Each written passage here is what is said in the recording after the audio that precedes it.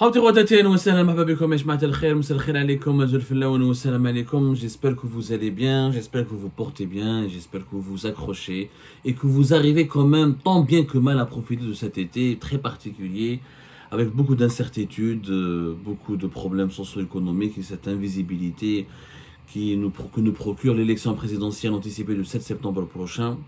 Avec tous les problèmes qui peuvent être générés par le prolongement du statu quo dans lequel les dirigeants algériens veulent nous placer, malheureusement. Mais les neiges, c'est pas ça le souci d'aujourd'hui. Je pense que vous avez été très touchés, comme moi, par l'histoire que nous avons racontée tout à l'heure dans une précédente émission, l'histoire de ce père policier algérien qui défrait la chronique en Espagne, qui a été arrêté avec son épouse à Alicante, parce qu'il a envoyé sa fille âgée de 2 ans parmi les haragas algériens, sur une route, sur une embarcation clandestine, qui a relié les plages de la wilaya de Mostaganem à des localités aux plages du sud de l'Espagne dans la province d'Alicante. L'histoire, on l'a racontée tout à l'heure. Alors, c'est un policier algérien qui est marié, qui a 3 enfants, 2 garçons et une fille. Alors lui, il avait un visa pour venir en France, visa Schengen. Lui, son épouse et 2 de ses garçons, ils ont un visa, ils ont pu venir, ils ont pu arriver en France via un vol commercial, par avion. Il a rejoint la France avec sa femme et ses 2 enfants. Il n'a pas de visa, il n'a pas pu obtenir un visa pour sa fille âgée de 2 ans. C'est complètement étrange, c'est très intriguant, mais ça arrive effectivement. Moi, j'ai connu pas mal de familles algériennes. Le papa obtient un visa, son épouse non. Une fille, ses enfants obtiennent un visa, l'un des parents non. Ça reste quand même très compliqué d'obtenir un visa Schengen et les critères de sélection et les critères d'obtention du visa Schengen sont souvent très arbitraires et inégaux et injustes régulièrement. Et du coup, pas mal de familles algériennes, une partie de la famille obtient un visa Schengen, une autre non. Donc lui, il a payé. Il a envoyé sa fille avec son cousin.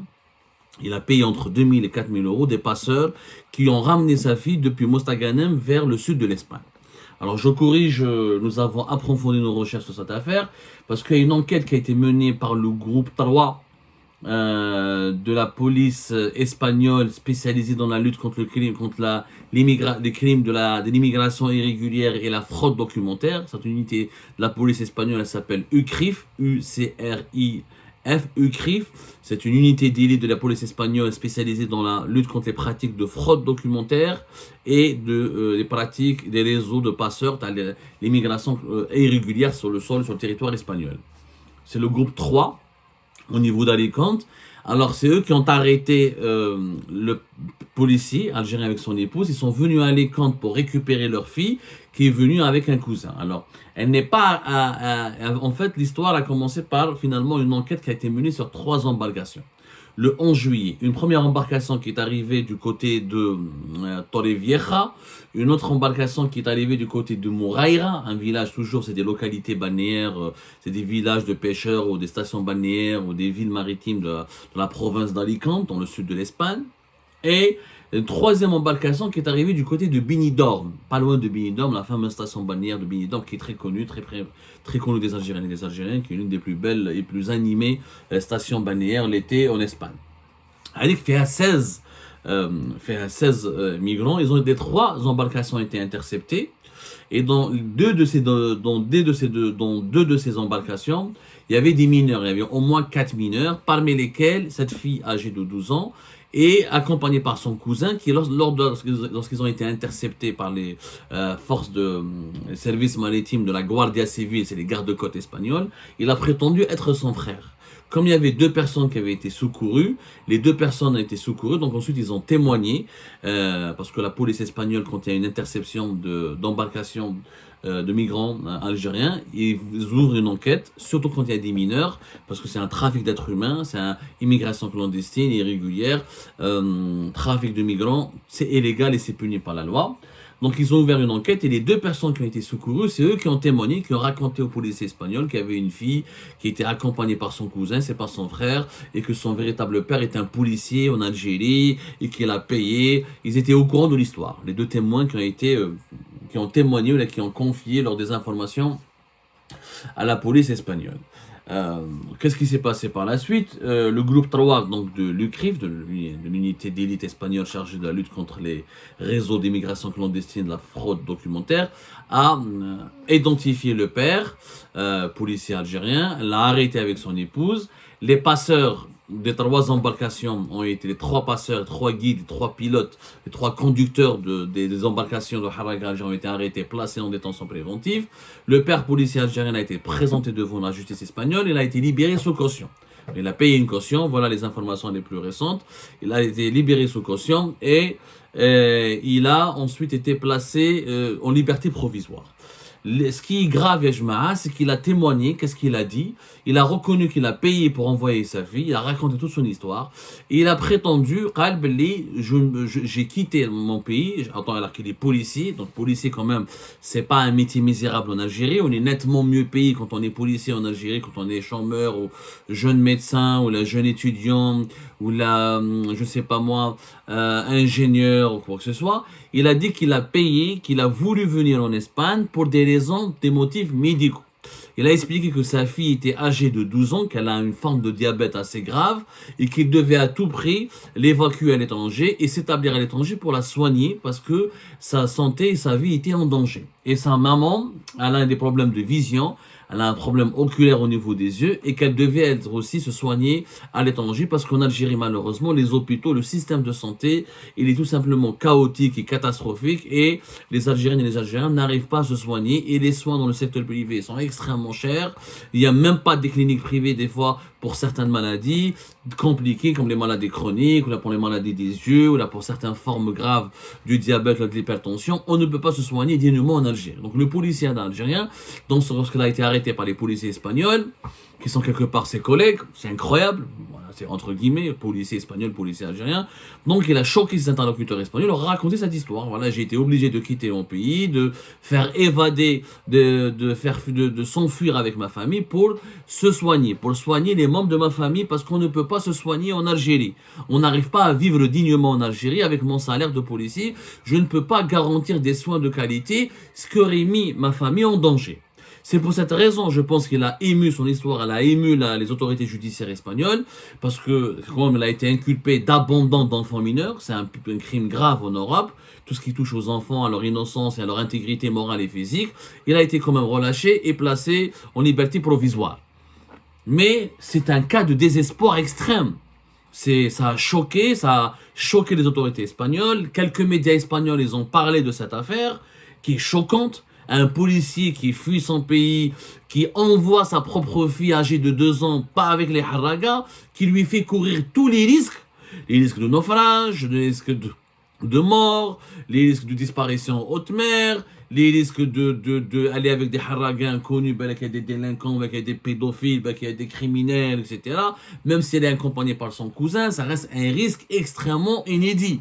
Imaginez, mettez-vous à la place de ce père qui a décidé de mettre la vie de sa... Lui, il dit dans son témoignage qu'il voulait sauver sa fille parce qu'elle est malade, parce qu'elle doit se soigner en France, mais en parallèle, il a quand même exposé sa fille à un grand danger.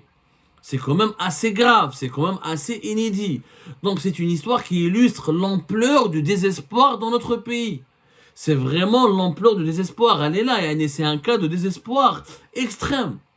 Et quand je vois que les dirigeants algériens, à leur tête, Abdelmajid Tebboune, affirment régulièrement que voilà, le peuple il est content lorsqu'il a annoncé sa candidature aux élections présidentielles du 7 septembre, lorsqu'il a annoncé sa candidature au 2e mandat, c'était le 11 juillet dernier, et par hasard, c'est le 11 juillet, le jour de l'annonce de la candidature de Tebboune, à un 2e mandat présidentiel consécutif, c'est ce jour-là où l'embarcation de la fille âgée, de la fillette du policier, est arrivée sur les côtes espagnoles du côté de Benidorm. C'est le jour de l'annonce de Tebboune pour un 2e mandat. C'est le jour même où Tebboune avait dit que le peuple il est content, il est satisfait, la nouvelle Algérie elle est en marche, le progrès il est là, l'évolution, il y a des évolutions qui sont notables, et le peuple ne partage pas du tout ce diagnostic. Quand un policier, je dis bien un policier, les policiers sont mieux payés, 20 à 30% mieux payés que la majorité des salariés algériens. Et ils ont des privilèges sociaux. C'est un métier difficile, ils travaillent beaucoup, mais ils ont des privilèges. Ils ont normalement accès à certaines cliniques ou la polyclinique ou des hôpitaux de la police nationale, notamment la clinique Ali Glycine, et Jeff El Bière, qui est un établissement spécialisé pour soigner les policiers algériens et leurs responsables. Et ils ont des salaires plus ou moins confortables par rapport à la majorité des salariés algériens qui touchent entre 30 000 et 40 000 dinars. Dès que le policier a désespéré, père de 3 enfants, il ne voyait plus son avenir. Il a dit dans son témoignage au policier espagnol, quand il a été arrêté à Alicante, qu'il voulait offrir une meilleure vie en Europe, une nouvelle vie en Europe pour ses enfants. Donc, il y a un désespoir qui s'est emparé de tout le monde. Il n'y a pas que les chômeurs, il n'y a pas que les mineurs, il n'y a pas que les étudiants, il n'y a pas que récemment les jeunes diplômés, il n'y a pas que les Algériens et Algériens qui n'ont pas de niveau d'instruction. Il y a le désespoir aujourd'hui touche des pères de famille, des mères de famille, des femmes, des hommes, des majeurs, des mineurs, des fonctionnaires. Voilà, le harga à cause ou grâce aux réseaux sociaux. Les haragas diffusent massivement depuis 2021 sur les réseaux sociaux leurs témoignages. Ils filment leurs arrivées en Espagne. Ils filment leur départ des plages algériennes. On voit des pères de famille, des mères de famille, des femmes, des personnes âgées. Tout le monde veut fuir. Ça, c'est un réservoir de désespoir. Il y a un réservoir de désespoir dans notre pays. Et ce désespoir est illustré par cette harga qui est massive.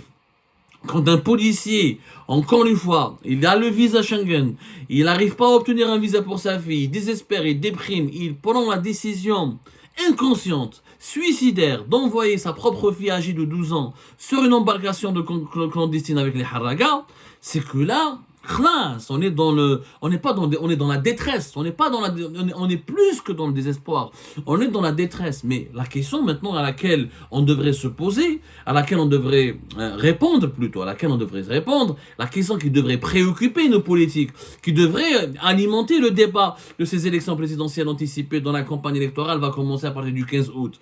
Normalement, tout le monde doit parler de ce désespoir. Il n'y a pas d'espoir dans notre pays. Le peuple n'est pas content. Ce policier, vous allez me dire, n'illustre pas, n'est pas représentant de tous les policiers algériens, mais quand même, il illustre, il représente une frange importante de la population algérienne qui est désespérée, qui veut fuir, qui cherche une nouvelle vie ailleurs, et qui ne peut pas se soigner dignement, qui ne peut pas vivre dignement, qui ne peut pas se nourrir dignement dans un pays. Il y a du pétrole, il y a du gaz de schiste, il y a des minerais de fer, il y a des minerais de cuivre, il y a la Méditerranée, il y a le désert, il y a la plaine, il y a le soleil. Nous avons tout pour être un pays riche. Nous avons la position géographique, nous avons le sous-sol, nous avons le capital humain. C'est quand même anormal que l'Algérie exporte autant de désespoir vers l'Espagne et vers l'Europe en particulier. Ce n'est pas normal. La question, pourquoi tant de désespoir? Je pense que des réponses, on les connaît. Il y a certaines pistes de réponses, on les connaît. La répression politique, l'aggravation de la cherté de la vie, l'inflation à 2 chiffres depuis 2021 jusqu'à 2024, les pénuries des produits de première nécessité, la détérioration des services publics. Nous n'avons jamais eu de bons hôpitaux. On n'a jamais eu un système de santé qui est performant. Mais le système de santé actuellement en Algérie, il a été, depuis l'époque de la Covid-19, a été ébranlé. Et on n'en parle pas beaucoup. On n'a pas fait de bilan de la lutte contre la pandémie de la Covid-19. Ce qui s'est passé en 2020 et en 2021, et durant une partie de l'année 2022, et jusqu'à la disparition plus ou moins de la pandémie de la Covid-19 dans la planète, le virus n'a pas disparu, il est toujours là, actif, il circule. Beaucoup de personnes tombent encore malades du Covid, mais il n'y a plus de pandémie, il n'y a plus une expansion pandémique, il n'y a plus cette expansion planétaire et rapide. Mais de 2021 à 2022, les hôpitaux algériens, déjà qui étaient malades, le système de santé algérien s'est effondré. Faut le dire. Rappelez-vous des images en 2020, les personnes atteintes de Covid-19 par les formes les plus graves, les malades, les victimes d'insuffisance respiratoire, pas d'oxygène, les gens qui sont pas de lits hospitalisés, pas de lits de réanimation, les services de réanimation sous-équipés, sous-développés, des personnes sont mortes à Beskra, à Constantine, à Ain Mlila, Milam, Sila, à Oran, à Alger, dans les couloirs des hôpitaux, dans les ambulances, carrément, il n'y avait pas de place. On parle de plusieurs milliers de morts. Au Bas-Mont, il y a eu plus de 50 000 morts qui sont qui sont décédés en Algérie, 50 000 victimes qui sont décédées en Algérie, des causes directes du Covid-19 entre 2020 et 2021 jusqu'à 2022. Et ça, c'est des chiffres, des appréciations, là, des estimations plutôt minimalistes. Moi, je pense qu'il y a eu au moins 100 000 morts dans notre pays. Mais au-delà du nombre des morts, c'est pas ça le nombre qui compte, c'est l'effondrement du système de santé en Algérie. Les services publics, les hôpitaux se sont effondrés. En plus, les restrictions aux importations. La fabrication des médicaments en Algérie, elle a beaucoup pâti de ces restrictions. Il y a eu des pénuries de médicaments, des pénuries d'équipements médicaux, parce qu'on a verrouillé tellement les importations. On a voulu tellement, le régime de Tebboune, le régime algérien post-Hirak, a voulu tellement économiser ses devises et réduire les dépenses de ces devises à l'étranger et reconstituer les réserves de change, que ce choix a été fait au détriment de la santé, du bien-être et des besoins élémentaires de la population algérienne. Il y a eu des pénuries, comme il y a eu des pénuries de plusieurs produits alimentaires, il y a eu beaucoup de pénuries de médicaments, de matériel, de composants médicaux, d'équipements médicaux, que ce soit pour les dentistes, pour les chirurgiens, pour les médecins généralistes, pour les médecins spécialistes, et les hôpitaux algériens comme les cliniques privées ont beaucoup souffert de ces pénuries. La politique restrictive et les interdictions des importations menées de 2020 jusqu'à 2024 ont créé davantage de précarité, davantage de pauvreté, davantage de pénurie, davantage de détresse au sein de la population algérienne. On ne le mesure pas, parce qu'il n'y a pas de débat dans notre pays. Personne n'en parle. Personne n'a fait le bilan de ce qui s'est passé pendant ces 5 dernières années. On parle des problèmes des voitures, on a eu des problèmes avec l'huile alimentaire, le problème de l'oignon, le problème des œufs, le problème des viandes, il y a eu des pénuries de cash. Aujourd'hui, demandez aux Algériens qui arrivent à voyager. À chaque fois qu'ils arrivent à voyager, ils ramènent une liste avec eux. Des pièces de rechange, certains médicaments, allez voir les aéroports Orly, Charles de Gaulle, Marseille, Lyon. Les membres de la communauté algérienne, à chaque fois qu'ils descendent pour retrouver leur famille dans leur pays natal, ils ramènent des valises et des valises de produits de première nécessité. Médicaments, pièces de rechange, vêtements, certains produits alimentaires. Tellement l'interdiction des importations en Algérie, cette politique brutale, violente et injustifiée, parce que on n'économise pas des devises, on ne renfloue pas les caisses des réserves de change d'un pays au détriment de la santé et de la sécurité de sa population. Les Algériens pour retrouver 100 milliards de dollars de réserves de change. Où je ne 100 milliards de dollars de réserves de change et je réduis les importations de façon significative de 25 à 30, voire plus de 40%. Et même cela, l'objectif du régime algérien était d'avoir une facture à 30 milliards de dollars. Il l'a jamais atteint. Ni en 2022, ni en 2023, ni en 2021. On a toujours importé entre 34 et 35 et en 2023, on a dépassé les 40 milliards de dollars d'importation. Parce que comme on ne produit pas assez, et même pour produire, il faut certains composants, certains intrants de production et certaines matières premières, il faut les importer depuis l'étranger. C'est lié. Il n'y a aucun pays qui fabrique 100% de ses médicaments, 100% de ses voitures, 100% de sa nourriture. C'est pas possible. L'industrie, elle est mondiale aujourd'hui. Les chaînes de production industrielle sont mondialisées. On est tous dépendants les uns des autres dans ce monde parce qu'il y a toujours un composant, une matière première, une pièce, un intrant qu'on ne peut pas produire et qu'on doit absolument ramener de l'étranger, d'Asie, d'Europe, d'Amérique latine. Mais cette politique bête et méchante de fin des importations, ou de limitation extrême des importations, a aggravé le sentiment de détresse des Algériens et des Algériens et a boosté la haraga.